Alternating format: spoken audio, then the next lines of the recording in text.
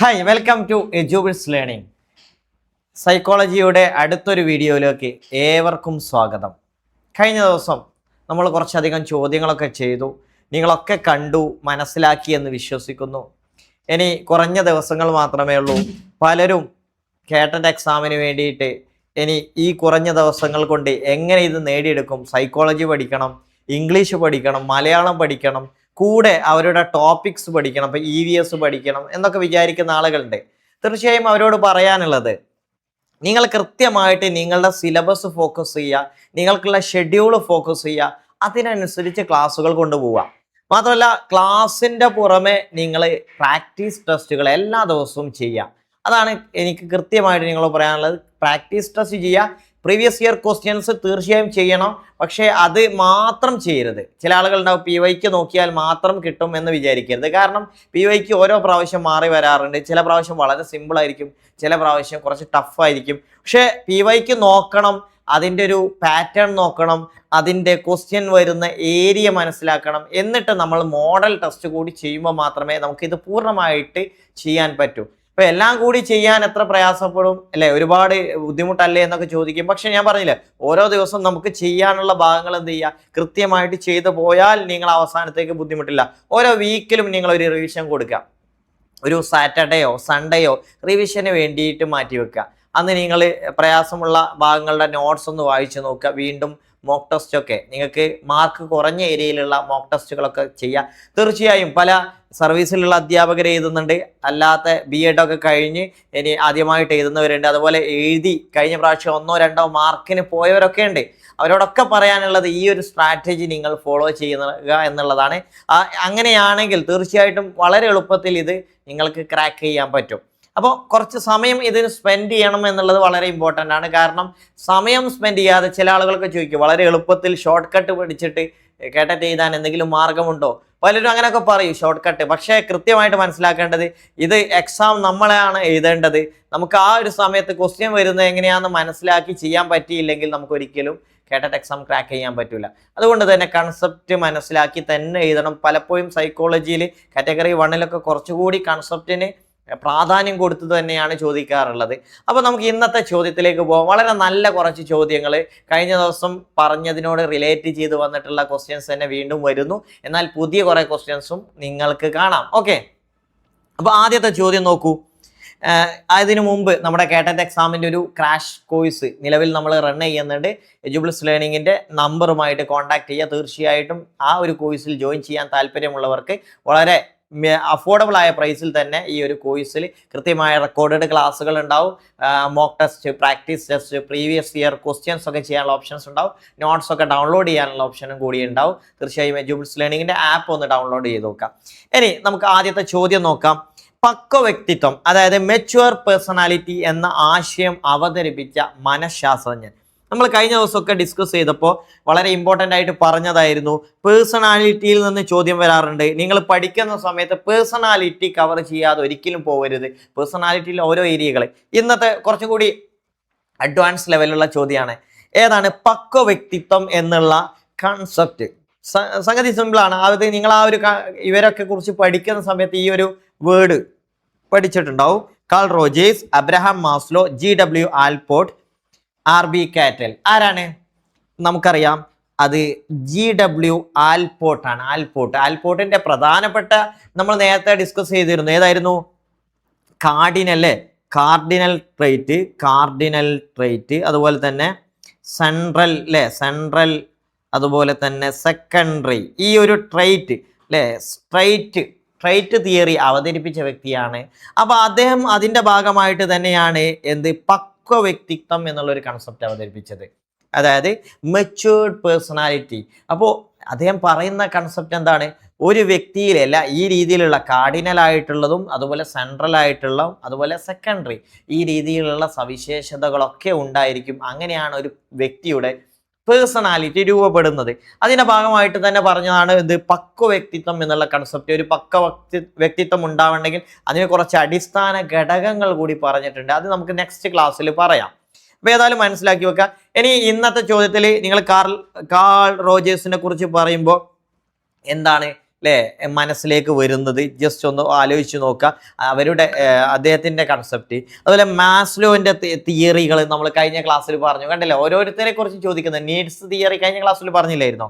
അതുപോലെ കാറ്റിൽ പുതുതായിട്ട് വരുന്ന കാറ്റിനെ കുറിച്ച് നമുക്ക് ഇനി ക്വസ്റ്റ്യൻ വരുമ്പോൾ ഡിസ്കസ് ചെയ്യാം. ഇനി നെക്സ്റ്റ് നോക്കൂ, താഴെ കൊടുത്തവയിൽ നിന്നും സാമൂഹ്യ ജ്ഞാന നിർമ്മിതിയുമായി ബന്ധപ്പെട്ട ആശയങ്ങൾ കണ്ടെത്തുക. നമ്മൾ പറഞ്ഞു സോഷ്യൽ കൺസ്ട്രക്റ്റിവിസം, അതുമായി ബന്ധപ്പെട്ട ആശയമാണ് ചോദിച്ചത്. സോഷ്യൽ കൺസ്ട്രക്റ്റിവിസവുമായി കഴിഞ്ഞ ദിവസം നമ്മൾ പറഞ്ഞായിരുന്നു ZPD എന്നുള്ളത്, സോൺ ഓഫ് പ്രോക്സിമൽ ഡെവലപ്മെന്റ്. അതുപോലെ തന്നെ ആ ഒരു സമയത്ത് സ്കഫോൾഡിങ്ങിനെ കുറിച്ച് പറഞ്ഞു. അതിനേക്കാൾ കുറച്ചുകൂടി അഡ്വാൻസ് ആയിട്ടുള്ള ഒരു ചോദ്യമാണ്, എന്താണ് സോഷ്യൽ കൺസ്ട്രക്റ്റിവിസത്തിന്റെ അടിസ്ഥാനം? അതിൻ്റെ ഏതൊക്കെയാണ് താഴെയുള്ള ഓപ്ഷനിൽ അതുമായി റിലേറ്റ് ആയിട്ടുള്ളത്? ഒന്ന്, ഹയർ ലെവൽ തിങ്കിങ്. ശരിയാണ്, ഹയർ ലെവൽ തിങ്കിങ് സോഷ്യൽ കൺസ്ട്രക്റ്റിവിസവുമായി ബന്ധപ്പെട്ട കൺസ്ട്രക്റ്റിവ്സ് ആണല്ലോ അദ്ദേഹത്തിന്റെ തിയറി. മാത്രമല്ല ലേണിംഗ് ഈസ് റിപ്പീറ്റേഷൻ, പഠനം ഒരു ആവർത്തനമാണ്, വെറുതെ ഇങ്ങനെ ആവർത്തിക്കുക അല്ലേ? ആവർത്തനമായിട്ടാണോ പറയുന്നത്? അല്ല, ഒരിക്കലും ആവർത്തനമല്ല. അപ്പൊ അതൊരിക്കലും ശരിയല്ല. മെറ്റാകോഗ്നിഷൻ, ചിന്ത. മെറ്റാകോഗ്നിഷൻ, ചിന്തിക്കുക, ചിന്തയെക്കുറിച്ചുള്ള ചിന്തയാണ് മെറ്റാകോഗ്നിഷൻ എന്ന് പറയുന്നത്. അത് ഇതുമായി ബന്ധപ്പെട്ടതാണ്. ഓക്കെ, ഇനി നോക്കുക, എക്സ്പ്ലോറേഷൻ ആൻഡ് എക്സ്പെരിമെന്റേഷൻ, പര്യവേക്ഷണവും പരീക്ഷണവും, അതും ഇമ്പോർട്ടൻ്റ് ആണ്, അതും ഇതുമായി ബന്ധപ്പെട്ടത് തന്നെയാണ്. അപ്പോൾ 3 ഓപ്ഷൻ കറക്റ്റ് ആണ്. 1, 3, 4 അതേതാണ് നോക്കൂ. 1, 3, 4 true. Yes, option C is the correct answer. ഇത് അതുമായി ഈ മെറ്റാകോഗ്നിഷൻ ഒക്കെ പറയാനുണ്ട് കേട്ടോ. എന്താണ് മെറ്റാകോഗ്നിഷൻ എന്നുള്ളത്? ചിന്തയെക്കുറിച്ച് ഒരു പ്രത്യേക ഭാഗത്ത് തന്നെ ലേണിങ്ങുമായി ബന്ധപ്പെട്ടുള്ള കൺസെപ്റ്റുകൾ ഇല്ലേ, പെർസെപ്ഷൻ, അതുപോലെ തന്നെ റീസണിങ്, ഇങ്ങനെയൊക്കെ പറയുന്നുണ്ട്. റീസണിങ്ങിന്റെ ഭാഗമായിട്ട് നമ്മൾ ആഗമന ചിന്ത, അതുപോലെ ഡിഡക്റ്റീവ് ആൻഡ് ഇൻഡക്റ്റീവ് തിങ്കിങ് ഒക്കെ പറയുന്നുണ്ട്. ഏതായാലും ഇവിടെയുള്ള ആൻസർ ഓപ്ഷൻ സി ആണ്. നെക്സ്റ്റ് ക്വസ്റ്റ്യൻ നോക്കൂ, താഴെ പറയുന്നവയിൽ ആലേഖന വൈകല്യം. അപ്പോൾ ഇതൊന്ന് മനസ്സിലാക്കി, എന്താണ് ആലേഖന വൈകല്യം? ഡിസ്ഗ്രാഫിയ, ലേണിംഗ് ഡിസാബിലിറ്റിയുടെ ഭാഗത്തു നിന്നുള്ള ചോദ്യങ്ങളുടെ ഓരോന്നും ചോദിക്കാറുണ്ട്. ഉൾപ്പെടാത്ത പഠന പ്രശ്നം ഏത്? എന്താണ് ഡിസ്ഗ്രാഫിയയിൽ പെടാത്തത്? നമുക്കറിയാം ഡിസ്ഗ്രാഫിയ എന്ന് പറയുന്നത് എഴുത്തിലുള്ള വൈകല്യം. അപ്പൊ എഴുതുമ്പോൾ വാക്കുകൾ പരസ്പരം മാറിപ്പോകുന്നു അല്ലെ, എഴുത്തുമായി ബന്ധപ്പെട്ട ചില വാക്കുകൾ എഴുതുമ്പോൾ വിട്ടുപോകുന്നു. ശരിയാണ്, എഴുത്തുമായി ബന്ധപ്പെട്ടാണ്. തപ്പിയും തടഞ്ഞു വായിക്കുന്നു, വായന അല്ലെ, വായന, റീഡിങ് ഇൻ സ്റ്റംബിൾഡ് വേ. അപ്പൊ നമുക്കറിയാം വായനാ വൈകല്യം എന്തുമായി ബന്ധപ്പെട്ടതാണ്? അത് ഡിസ്ലെക്സിയയുമായി ബന്ധപ്പെട്ടതാണ് അല്ലേ, വായനയില്. പക്ഷെ നിങ്ങൾ എഴുതിയ കാര്യങ്ങൾ മനസ്സിലാക്കുക എന്നുള്ള കൺസെപ്റ്റ് എന്തുമായി ബന്ധപ്പെട്ടാണ് കേട്ടോ? ഏതില്? ഗ്രാഫിയുമായി ബന്ധപ്പെട്ടതാണ്. ഓക്കെ, അപ്പോൾ വായിക്കുന്നതിൽ വായനാ വൈകല്യം, option C is the correct answer. വായനാ വൈകല്യങ്ങളാണ്.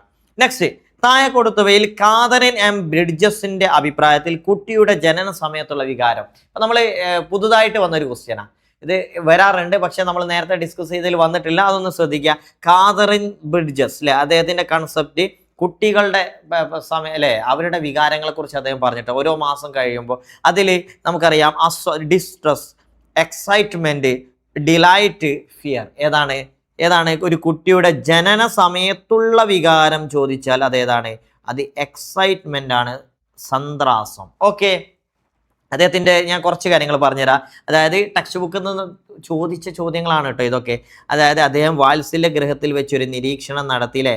അപ്പോൾ അതിൽ അദ്ദേഹം പറയുന്നത് നോക്കൂ, നവജാത ശിശുക്കളിൽ ഒരു തരം സന്ത്രാസം, എക്സൈറ്റ്മെന്റ് കാണാം. ഇതാണ് ക്വസ്റ്റ്യൻ ആയിട്ട് വന്നിട്ടുള്ളത്. ഇവിടെ നേരിട്ടുള്ള ചോദ്യമാണ്. അതുപോലെ തന്നെ നോക്കൂ, അവരുടെ 6 മാസമാകുമ്പോൾ നിഷേധാത്മക വികാരങ്ങൾക്ക് മുൻതൂക്കം ഉണ്ടാവുകയും അസ്വാസ്ഥ്യവും ഭയവും, ഇവിടെ നമ്മൾ പറഞ്ഞില്ലേ, നോക്കൂ ഇവിടെ കണ്ടോ, ഫിയർ, അതുപോലെ ഡിസ്ട്രസ്, ഈ 2 കാര്യങ്ങളാണ് അവിടെ പറഞ്ഞിട്ടുള്ളത്. ഈ 2 കാര്യങ്ങൾ, ഫിയർ ആൻഡ് ഡിസ്ട്രസ്, അതുണ്ടാവുന്നു. അത് എന്തായിരുന്നു? വെറുപ്പും കോപവുമായി വികസിക്കുന്നു.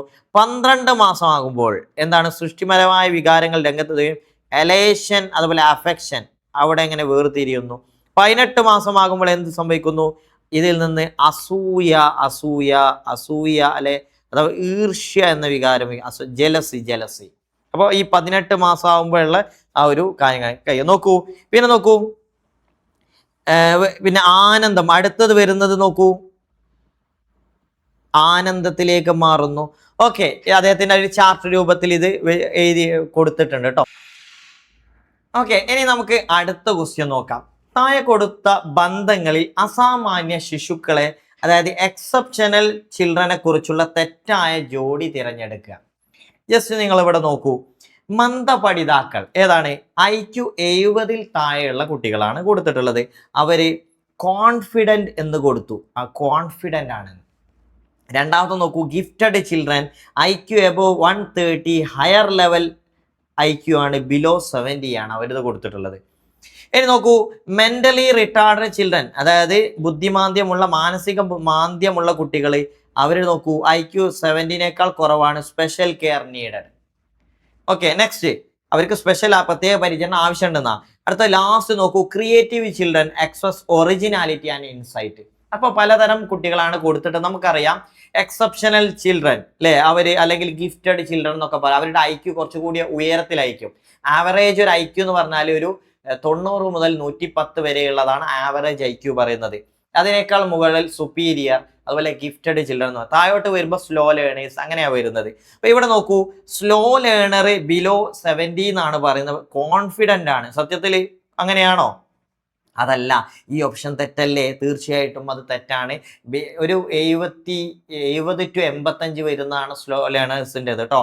പിന്നെ ഗിഫ്റ്റഡ് ചിൽഡ്രൻ കറക്റ്റ് ആണ്, 130 പറയുന്നുണ്ട്. ചിലർ എന്ത് 140 ഒക്കെ പറയുന്നുണ്ട്. നമുക്ക് ഇവിടെ ഒരു കണക്ക് നോക്കാം. ജസ്റ്റ് നോക്കൂ, ഇവിടെ ഒരു കണക്കുണ്ട്. അതിൽ നമുക്കിവിടെ കാണാം, പ്രതിഭാശാലിയെ കുറിച്ച് കൊടുത്തത് 140 മുകളിലാണ്. ഞാൻ പറഞ്ഞു 130+ എന്നുള്ള ഒരു കണക്ക് കൂടിയുണ്ട്. അതുപോലെ ഇവിടെ ഇത് പ്രകാരം 120, 139 വെരി സുപ്പീരിയർ എന്ന് പറയുന്നുണ്ട്. അതേ സമയത്ത് എന്ത് കൊടുക്കുക, നമുക്ക് 110 മുതൽ 120 വരെ, 130 വരെയുള്ളത് കേട്ടോ. 130 മുകളിലല്ലേ. ഇനി അതുപോലെ തന്നെ ഇതിൽ നോക്കൂ, 110 മുതൽ 119 വരെ സുപ്പീരിയർ എന്ന് പറയുന്നു. 90 മുതൽ 109 വരെ ആവറേജ്. ഇത് കറക്റ്റ്, രണ്ടിലും കറക്റ്റ് ആണ്. ആവറേജ് സ്റ്റുഡൻറ് അല്ലേ, 90 മുതൽ 109 വരെ ശരാശരിയാണ്. ഇനി അതിനെ താഴോട്ട് നോക്കിയാൽ 80 മുതൽ 89, ശരിക്കും ഈ ഒരു 85, 80 ഈ ഒരു ലെവലൊക്കെ വരുന്ന ആളാണ് സ്ലോ ലേണർ എന്ന് പറയാം. അതായത് ശരാശരിയേക്കാൾ താഴെ വരുമ്പോഴാണ് ഇവരൊക്കെ മാറുന്നത്. പിന്നെ ഒരു 70 താഴെയാണ് മന്ദബുദ്ധികൾ എന്ന് പറയുന്നത്. ഇതിൽ പല പേരുകൾ പറഞ്ഞിട്ട് വിളിക്കുന്നത്. ഇതൊക്കെ ഓരോ ഇത് പറയുന്നുണ്ട്. നമുക്ക് എന്ത് ചെയ്യാം, മെന്റലി റിട്ടാർഡഡ് ചിൽഡ്രൻ എന്ന് നമുക്ക് പറയാം. ഓക്കെ, ക്ലിയർ അല്ലേ? ഇനി നെക്സ്റ്റ് ക്വസ്റ്റ്യൻ നോക്കൂ. ഇതിൽ അടുത്ത ക്വസ്റ്റ്യൻ, എറിക്സൺ അല്ലേ, എറിക്സന്റെ മുന്നോട്ട് വെച്ച മനോസാമൂഹ്യ വികാസത്തിൽ, അതായത് സൈക്കോ സോഷ്യൽ ഡെവലപ്മെന്റിന്റെ അതിൽ ഊർജ്ജസ്വലത അപകർഷ, അതായത് ഇൻഡസ്ട്രിയസ് ഇൻഫീരിയോറിറ്റി എന്ന പ്രതിസന്ധി ഘട്ടത്തിന്റെ പ്രായപരിധി എത്രയാണ്? വളരെ ഇമ്പോർട്ടൻ്റ് ആയ ക്വസ്റ്റ്യൻ ആണ്. എപ്പോഴും ഈ ഒരു ക്വസ്റ്റ്യൻ വരാറുണ്ട്, പക്ഷെ ഓരോ ഘട്ടങ്ങളാണ്. അപ്പൊ ഈ ഒരു ഘട്ടങ്ങൾ പഠിച്ചു വെക്കുക. അദ്ദേഹത്തിന്റെ ഓരോ പ്രായത്തിലുമുള്ള ഘട്ടങ്ങളുണ്ട്. ഒന്നെങ്കിൽ അത് എന്ത് ചെയ്യണം, അത് പോസിറ്റീവ്, അത് ഒന്ന് മറികടക്കുകയാണെങ്കിൽ, ഇപ്പൊ ഇൻഡസ്ട്രി, കുട്ടിക്ക് ആ ഇൻഡസ്ട്രി അത് നമ്മൾ അവരെ പ്രോത്സാഹിപ്പിക്കുകയാണെങ്കിൽ, അതിനുള്ള സാഹചര്യം വരികയാണെങ്കിൽ പോസിറ്റീവായിട്ട് ജീവിതത്തിൽ ഒരു അല്ലെ പോസിറ്റീവായിരിക്കും. അതേ സമയത്ത് അവർക്ക് ഇൻഫീരിയോറിറ്റി ആണ് വളരുന്നതെങ്കിൽ അവരെന്ത് ചെയ്യും, നെഗറ്റീവായിട്ട് മാറും, അത് പ്രതികൂലമായിട്ട് ബാധിക്കും. അപ്പോൾ ഓരോ ഘട്ടത്തിലും ഇപ്പോൾ ഇൻഡസ്ട്രി ഇൻഫീരിയോറിറ്റി ഏത് ഘട്ടത്തിലാണ് വരുന്നത് എന്നുള്ളതാണ് ചോദ്യം.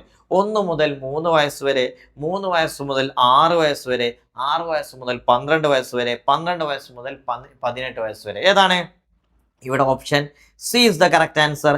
6 മുതൽ 18 വയസ്സ് വരെയാണ്. ഇവിടെ ശ്രദ്ധിക്കുക, ആദ്യത്തെ ഘട്ടത്തിൽ ട്രസ്റ്റ് ആണ് വരുന്നത്. ട്രസ്റ്റ് അല്ലെങ്കിൽ മിസ്ട്രസ്റ്റ്, വിശ്വാസം അതല്ലെങ്കിൽ അവിശ്വാസം, ഇതാണ്.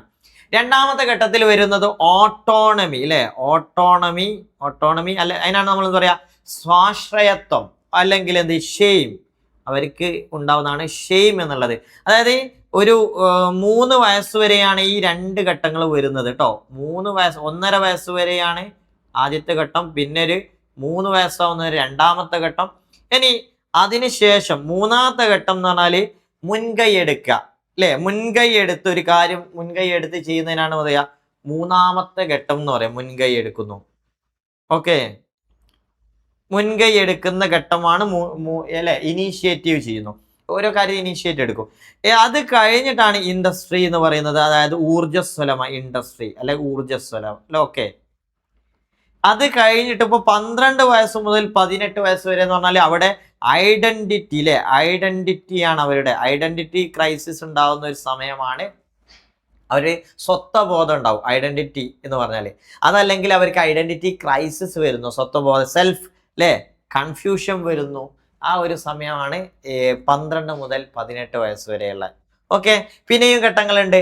18 വയസ്സ് മുതൽ 40 വയസ്സ്, 35, 40 വരെ, അത് കഴിഞ്ഞിട്ട് 60 വയസ്സ് വരെ അല്ലേ, ആ ഒരു ഘട്ടം കൂടി ഇതിലുണ്ട്. അപ്പോൾ ഇത് വളരെ ഇമ്പോർട്ടൻ്റ് ആണ്, ഈ ഘട്ടം പഠിക്കുക എന്നുള്ളത് കേട്ടോ. ഈ ഓരോ ഘട്ടത്തിലെ കാര്യങ്ങളൊന്നും ഇതിൽ ഞാനൊരു കോഡ് പറഞ്ഞിട്ടുണ്ടായിരുന്നു. ഇപ്പോൾ ഇതിൽ മൂന്നാമത്തെ ഘട്ടം 3 അല്ലേ, 3 വയസ്സ് മുതൽ, ഈ 3 പറഞ്ഞാൽ നമ്മളൊരു പാട്ട് പഠിച്ചില്ലേ, 3 മുക്കുറ്റി എന്നുള്ള ഒരു പാട്ട് പഠിച്ചില്ലേ, ഓരോ നമ്പേഴ്സിന്റെ ഒരു പാട്ടില്ലേ, അതിൽ 3 മുക്കുറ്റി എന്ന് ഓർത്താൽ മതി, 3 മുക്കുറ്റി. ബാക്കി നമുക്കറിയാം അതിന് മുമ്പ് 2 ഘട്ടങ്ങളുണ്ട്, അതിന് ശേഷമുള്ള ഘട്ടമാണ് 2 ഓർത്തിരുന്നാൽ ഏകദേശം എളുപ്പത്തിൽ പഠിക്കാൻ പറ്റും. അടുത്ത് നോക്കൂ, മലയാളം വായിക്കാൻ ഒട്ടും താല്പര്യമില്ലാത്ത കുട്ടി അധ്യാപികയുടെ നിർബന്ധത്തിന് വഴങ്ങി വായന തുടങ്ങുകയും മികച്ച വായനക്കാരനാവുകയും ചെയ്തു. ഇവിടെ കുട്ടി മികച്ച വായനക്കാരനാവാൻ സഹായിച്ചതാരാണ്? അധ്യാപികയാണ്. അപ്പോൾ ഇവിടെയുള്ള ഇനി ഓപ്ഷൻസ് ഒന്ന് വായിച്ചു നോക്കൂ. ഇൻട്രസ്റ്റ് ആണോ? ഇവിടെ പഠനത്തെ സ്വാധീനിച്ചത് അവൻ്റെ താല്പര്യമാണോ? ഇൻട്രിൻസിക് മോട്ടിവേഷൻ ആണോ? അവൻ്റെ ആന്തര അഭിപ്രേരണയാണോ? ആറ്റിറ്റ്യൂഡ് ആണോ? അതിനെക്കുറിച്ച് അവനുണ്ടായൊരു മനോഭാവമാണോ? എക്സ്ട്രിൻസിക് മോട്ടിവേഷൻ ആണോ? എന്താണ് ഈ ക്വസ്റ്റ്യനിൽ നമുക്കറിയാം. ഒരു ടീച്ചറുടെ പ്രോത്സാഹനം, അത് നമുക്ക് ഇതിൽ ഉൾപ്പെടുത്താം. ഒരു മോട്ടിവേഷൻ അല്ലേ, അത് ആന്തരമാണോ അല്ലെങ്കിൽ ബാഹ്യമാണോ? നമുക്കറിയാം ടീച്ചറുടെ സഹായത്തും കൊണ്ടാണ്. അത് എക്സ്ട്രിൻസിക് മോട്ടിവേഷൻ ആണ്. ക്ലിയർ അല്ലേ? സോ ഇതിൻ്റെ ആൻസർ ഇവിടെ നമുക്ക് ഇമ്പോർട്ടൻ്റ് ആയിട്ട് ഞാൻ പറയുന്നത്, ഇതിൽ പലതും ചോദിക്കാറുണ്ട്. മോട്ടിവേഷൻ അല്ലേ, മോട്ടിവേഷൻ ഇതിൻ്റെ ഒരു ടോപ്പിക്കാണ്, മോട്ടിവേഷൻ. അതുപോലെ തന്നെ ഇതിൻ്റെ മറ്റൊരു ടോപ്പിക്കാണ് എന്ത്, ഇപ്പോൾ ആറ്റിറ്റ്യൂഡ് അപൂർവമായിട്ട് ചോദിക്കാറുണ്ട്, ആറ്റിറ്റ്യൂഡ്. പിന്നെ ഇതിൽ പഠനത്തെ സ്വാധീനിക്കുന്ന ഘടകങ്ങൾ ഞാനൊന്ന് പറഞ്ഞത് നോക്കൂ. ഇതാണ് പ്രധാനമായിട്ട് പഠനത്തെ, ലേണിങ്ങിനെ സ്വാധീനിക്കുന്ന ഘടകങ്ങൾ. ഇതിലുള്ള കണ്ടോ, ഇതാണ് അഭിപ്രേരണ, മോട്ടിവേഷൻ. അതുമായി ബന്ധപ്പെട്ട് ചോദ്യങ്ങൾ വരാറുണ്ട്. അത് ഇൻട്രിൻസിക് ഉണ്ട്, എക്സ്ട്രിൻസിക്, അതൊന്ന് പഠിച്ചു വെക്കണം കേട്ടോ. ബാഹ്യമുണ്ട്, ആന്തര അഭിപ്രേരണയുണ്ട്. പിന്നെ നോക്കൂ, പഠനാന്തരണം എന്ന് നമുക്ക് പറയാം, ട്രാൻസ്ഫർ അല്ലേ, ട്രാൻസ്ഫർ ഓഫ് ലേണിംഗ്, അത് നമുക്ക് പഠിക്കാൻ, അത് വളരെ ഇമ്പോർട്ടൻ്റ് ആണ്, ക്വസ്റ്റ്യൻ വരുന്നുണ്ട്. അതുപോലെ തന്നെ അഭിക്ഷമത അല്ലേ, അഭിക്ഷമത, ആപ്റ്റിറ്റ്യൂഡ്. ഇതിൽ അഭിക്ഷമത പരീക്ഷകളൊക്കെ ചോദിക്കാറുണ്ട് കേട്ടോ. ആപ്റ്റിറ്റ്യൂഡ് ടെസ്റ്റിനെ കുറിച്ച് ചോദിക്കാറുണ്ട്. പിന്നെ ഓർമ്മ അല്ലെ, മെമ്മറി, അതുപോലെ മറവി അല്ലെ, ഫോർഗെറ്റിംഗ്, അതിനെക്കുറിച്ച് വരാറുണ്ട്. പിന്നെ മെച്യൂരിറ്റി വളരെ ഇമ്പോർട്ടൻ്റ് ആണ്. പിന്നെ ബുദ്ധി, ഇൻ്റലിജൻസ്, ഇതൊക്കെ ഇമ്പോർട്ടൻ്റ് ആണ്. പക്ഷെ ഞാൻ അങ്ങനെ പറയാനുള്ള കാരണം എന്താ പറയുക, കേട്ടറ്റ് എക്സാമിൻ്റെ മുൻവർഷ ചോദ്യ പേപ്പർ നോക്കിയിട്ട് അതിൽ റിപ്പീറ്റഡ് ആയിട്ട് വരുന്ന ഏരിയകളുടെ ഒരു പ്രധാനപ്പെട്ട ടോപ്പിക്കുകളാണ് ഞാൻ പറഞ്ഞത്. ഇൻ്റലിജൻസ് അല്ലേ, പിന്നെ സർഗാത്മകത, ക്രിയേറ്റിവിറ്റി.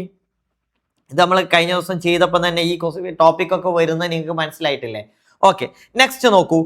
കവിതയ്ക്ക് ഈണം കണ്ടെത്തുന്ന പ്രവർത്തനം നൽകിയ അനു ടീച്ചർ ഗ്രൂപ്പുകളെ വിലയിരുത്തിയതിനു ശേഷം ചില ഗ്രൂപ്പുകൾക്ക് വ്യത്യസ്ത ഈണം കണ്ടെത്തുന്നതിനുള്ള നിർദ്ദേശം കുട്ടികളെ തന്നെ ഏൽപ്പിക്കുക.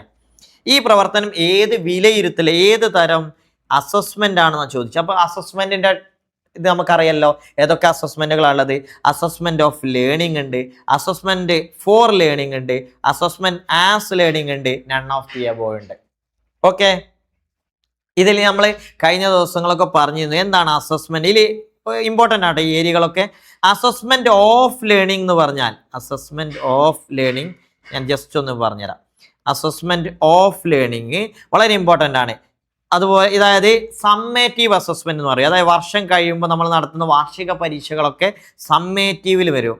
ഓക്കെ, ഇതുപോലെ അസസ്മെന്റ് ഫോർ ലേണിംഗ് എന്ന് പറഞ്ഞാൽ അത് ഫോർമറ്റീവ് അസസ്മെന്റ്, CC വർക്കുകളൊക്കെ നമുക്ക് അതിൽ ഉൾപ്പെടുത്താം. എന്നാൽ ഇവിടുത്തെ ആൻസർ അസസ്മെന്റ് ആസ് ലേണിംഗ്, വിലയിരുത്തൽ തന്നെ പഠനം. ഓക്കെ, ഇതാണ് വരുന്നത്. അതാണ് നമ്മളോട് കൺസെപ്റ്റ് മനസ്സിലാക്കിയിട്ടുള്ള ഒരു ചോദ്യമാണ്. അടുത്ത ക്വസ്റ്റ്യൻ നോക്കൂ. കോൾബർഗിന്റെ സാൻമാർഗിക വികാസം അല്ലേ, അതിന്റെ സിദ്ധാന്തത്തിലെ യാഥാസ്ഥികാനന്തര അതായത് പോസ്റ്റ് കൺവെൻഷണൽ മൊറാലിറ്റി, അതിന് യോജിച്ച പ്രസ്താവന ഏതാണ്? അപ്പൊ നമുക്കറിയാം കോൾബർഗിന്റെ സന്മാർഗിക വികസനത്തിൽ നമുക്കുണ്ട് പ്രീ കൺവെൻഷണൽ, പൂർവ പൂർവ്വ യാഥാസ്ഥിക സദാചാരം. അതുപോലെ തന്നെ നെക്സ്റ്റ് വരുന്നത് എന്താണ്? കൺവെൻഷണൽ. രണ്ടാമത് കൺവെൻഷണൽ മൊറാലിറ്റി. മൂന്നാമത് വരുന്നതാണ് പോസ്റ്റ് കൺവെൻഷണൽ. ഈ മൂന്നാമത് വരുന്നതിൽ ഉൾപ്പെട്ടതാ സാമൂഹിക ചിട്ടകൾക്ക് വേണ്ടി നിയമങ്ങൾ പാലിക്കുന്നു. അതായത് obeying laws for social control, അല്ലെ, അതിന് വേണ്ടിയിട്ട് അതാണോ? അല്ലെങ്കിൽ behaves well for future benefit, അവൻ എന്തെങ്കിലും ബെനിഫിറ്റ് കിട്ടാൻ വേണ്ടിയിട്ട് എന്ത് ചെയ്യുന്നു? അനുസരണ നടത്തുന്നു, പെരുമാറുന്നു. Behave as per the wishes of, അല്ലെ, അതേഴ്സ്, മറ്റുള്ളവരുടെ ആഗ്രഹങ്ങൾക്കനുസരിച്ച് പെരുമാറുന്നു. Behaves as if the laws of society for the good mankind, അല്ലെ, അതായത് സമൂഹത്തിന്റെ നിയമങ്ങൾ, സോഷ്യൽ ലോസ് ആട്ടോ, അത് ലോസ് ഓഫ് സൊസൈറ്റി, അത് മനുഷ്യ നന്മക്കാണെന്ന് കരുതി പെരുമാറുന്നു. ഇത് വളരെ ചിലപ്പോൾ ചില പ്രയാസമായിട്ട് നിങ്ങൾ കേൾക്കുമ്പോൾ തോന്നും, പക്ഷെ ഇത് പഠിക്കാനൊരു എളുപ്പമാണ്. അതായത് ഈ പ്രീ കൺവെൻഷനൽ എന്ന് പറഞ്ഞാൽ അത് കുട്ടികളിലൊക്കെ ഉണ്ട്. കുട്ടികൾ നമ്മുടെ രക്ഷിതാക്കളെ അനുസരിക്കുന്നത് ഒന്നെങ്കിൽ ശിക്ഷയെ ഭയന്നിട്ടായിരിക്കും, പണിഷ്മെന്റ്. അത് വരുന്നത് പ്രീ കൺവെൻഷൻ, ശിക്ഷ. ഇനി രണ്ടാമത് അതിൽ വരുന്ന മറ്റൊരു ഘട്ടം എന്ന് പറഞ്ഞാൽ കുട്ടികൾ അവർക്ക് പിന്നീട് എന്തെങ്കിലും ഉപകാരം കിട്ടുന്നു എന്ന് വിചാരിച്ചിട്ട്, അല്ലേ, മറ്റുള്ളവരുടെ മുമ്പിൽ എന്തെങ്കിലും കിട്ടും, അവരുടെ ബെനിഫിറ്റിന് വേണ്ടിയിട്ട് പെരുമാറുന്നു. അത് രണ്ടും ഏതിൽ വരുന്ന? Pre conventional. അപ്പൊ നോക്കൂ, ഈ കണ്ടോ, ഫ്യൂച്ചർ ബെനിഫിറ്റിന് വേണ്ടിയിട്ട് ആസ് പെർ, കണ്ടോ, ഫ്യൂച്ചർ ബെനിഫിറ്റിന് ഒക്കെ അതിൽ വരുന്നതാ, എന്തെങ്കിലും അവർക്ക് നേട്ടം ഉണ്ടാവും എന്ന് വിചാരിച്ചിട്ട് ബിഹേവ് ചെയ്യുന്നു. എന്നാൽ ഈ കൺവെൻഷണൽ മൊറാലിറ്റിയിൽ ഒന്നെങ്കിൽ എന്തെങ്കിലും എന്താ പറയാ, അവിടെയാണ് good boy good girl orientation, അല്ലെ, മറ്റുള്ളവർ നമ്മളെക്കുറിച്ച് എന്ത് വിചാരിക്കുന്നു അതിന് വേണ്ടിയിട്ട് നമ്മുടെ ബിഹേവിയർ, അല്ലെ, മാറ്റുന്നു, അല്ലെ. Good boy good girl orientation എന്നുള്ളൊരു ചോദ്യം തന്നെ വരാറുണ്ട്. അതുപോലെ തന്നെ ആ ഒരു ഘട്ടത്തിൽ തന്നെയാണ് ഏത് വരുന്ന അറിയോ, നമ്മുടെ സോഷ്യൽ നിയമങ്ങൾ പാലിക്കപ്പെടുന്നു, അല്ലെ, സോഷ്യൽ നിയമങ്ങൾ, നമ്മുടെ നിയമങ്ങളൊക്കെ പാലിക്കപ്പെടണം, ട്രാഫിക് നിയമങ്ങൾ. എന്നാൽ അത് കഴിഞ്ഞിട്ടുള്ള ഘട്ടമാണ് അവിടെ നമ്മൾ സോഷ്യൽ അല്ലെ, സാമൂഹ്യ നിയമങ്ങൾക്കപ്പുറം മനസാക്ഷിക്ക് പ്രാധാന്യം കൊടുക്കുന്നു.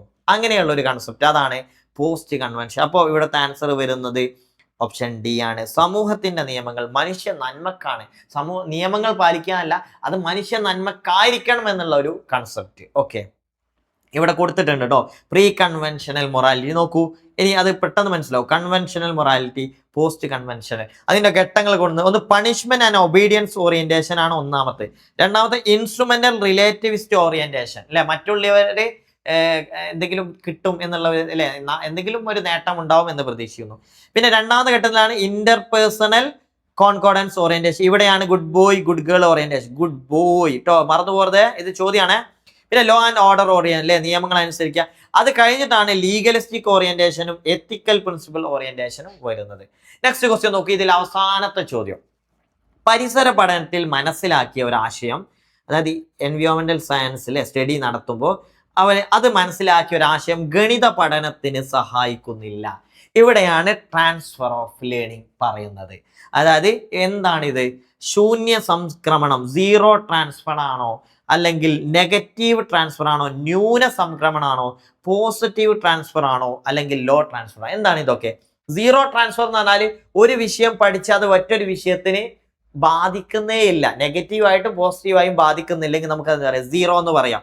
ഓക്കെ, അത് നമുക്ക്, അപ്പൊ ഇവിടെ ഉള്ളത് ഏതാണ്? പരിസര പഠനം, അത് മാത്തമാറ്റിക്സ്, ഗണിതത്തെ സഹായിക്കുന്നില്ല. സോ ആൻസർ ശൂന്യ സംക്രമണം.